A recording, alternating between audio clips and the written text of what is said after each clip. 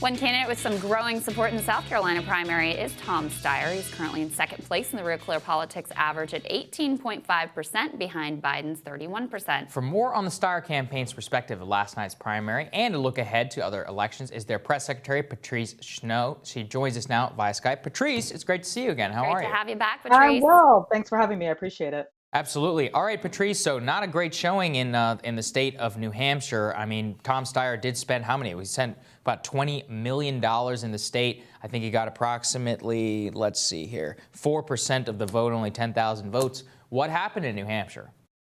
You know, New Hampshire was going to be a challenging state for Tom anyways. We knew that going in. We're focused now on the Nevada caucuses on February 22nd and the South Carolina primary on February 29th. We know that in order to beat Donald Trump in November, we have to build a broad, diverse coalition.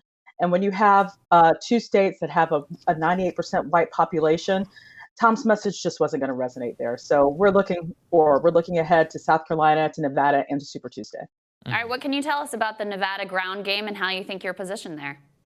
Sure. What Tom has done, and which is the brilliance of this campaign, is he's hired local people in their communities. Most of the folks who work in Nevada live in Nevada, were born within 10 miles of where they work and where they live. So we're reaching those people. They're going out to their friends and their family, and they're talking about Tom, talking about his message of how he knows how to bring Donald Trump down, which is on the economy, how Donald Trump is going to run on the economy, how Donald Trump's immigration policy is just flat out racist. And he's going to make it happen in Nevada. I'm confident of that. And so what are we seeing also in the ground in South Carolina? That's where you are right now. That's actually where Tom Steyer has I think he's at second place in one of the latest polls there. What is some of the action that you were seeing, and where do you think you're drawing voters from? That's what I'm most interested in. Who are voters that are coming to you and saying, I used to be with so-and-so, but now I'm with you? Well, we have 102 staffers here in South Carolina. And again, like in Nevada, we've hired people who are from their communities. They were born and raised here. They were born within a 10-mile radius of where they work, the majority of the staffers. And they're talking to their friends and family about what Tom can do for them and for their communities. As far as where we're drawing our pool of voters from, last night I was at a tea with Kat, Tom's wife, and a lot of folks there were former Kamala supporters. You know, so a lot of Black women who supported Kamala, who were organizing for Kamala, decided to hop on Tom's train. We're also pulling from the African-American community.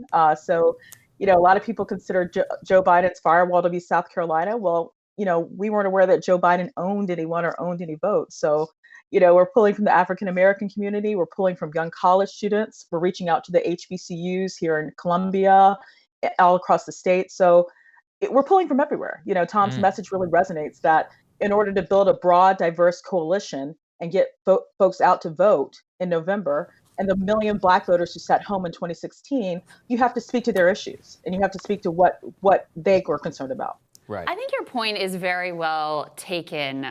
You can't take any demographic group for granted, and it seems, I don't want to be too harsh here, but it seems like there's almost been an entitlement about, you know, Black voters are with me and they're going to be with me. How do you think that things are shifting as he finished 4th in Iowa and now 5th in New Hampshire? You know, the one thing about South Carolinians, I'm born and bred here, we don't take anyone's lead. We listen to our own messages. We listen to what people have to say. We go to churches, we go get our hair done, we go to the barber shop, and we take our own lead. You know, Iowa, New Hampshire, we're not trying to discount what happened there, but we are our own independent people. And as even Meg Kennard of the AP said, you know, if you talk to a lot of South Carolinians, they're going to do what's best for them. They're going to do what's best in their interests. And right now, Tom Steyer, again, is speaking to those issues that are in their best interest. Things like HBCU funding, things like making sure people have livable wages. You know, that's what concerns African-American voters, Latino voters, and voters all across the country. And so have you seen, I mean, you have all the money in the world, so you have, I'm sure, great tracking polls. Tell us about some of the draw that you're taking from Joe Biden. How is his position in the state? Do you think he's fragile? You know, I can't really speak to Joe Biden's candidacy. I do know just from anecdotally speaking to some voters in South Carolina, he may not have visited the state as much as he should have. He may not be talking to voters as much as he should have. I don't think he's on air yet here in South Carolina, or maybe he just got on air. So he did take the state for granted. And that left an opening for somebody like Tom to come in and be able to speak to the diverse coalition that it's going to take to beat Donald Trump in November. Yeah. You've got another candidate in the race who has a very diverse coalition, who's currently the front runner, Bernie Sanders. In fact, a lot of polls have him as having the most diverse coalition of any of the candidates. And the reason why seems pretty simple. Voters' number one issue in the Democratic primary is health care, and he's the most trusted candidate on health care. What argument do you make to get those voters away from Bernie Sanders? Tom has always said this is not going to be a policy election. This is not an election about the intricacies of Medicare for all versus a strong public option. This is an election about beating Donald Trump. And the fact is that Tom Steyer can build the diverse coalition to beat Donald Trump. Donald Trump is going to run on the economy. Donald Trump's message is basically, I don't like you, you don't like me, but I'm the only one who could be the best steward for this economy. And the fact that Tom has built a $36 billion global business will prove Donald Trump wrong. He can take him down word for word in the economy and show him to be the fraud and the failure and the incompetent idiot that he is. Well, so last question on that then, Patrice, because if Tom Steyer, 8 out of 10, I think, of the exit polls in New Hampshire showed that people were fundamentally upset with the structure of the American economy. And if Tom Steyer made a $36 billion financial empire, isn't that exactly the type of thing that Trump and Sanders are running against? Absolutely not. Tom wants to bring prosperity to all Americans, across all classes, across all demographics.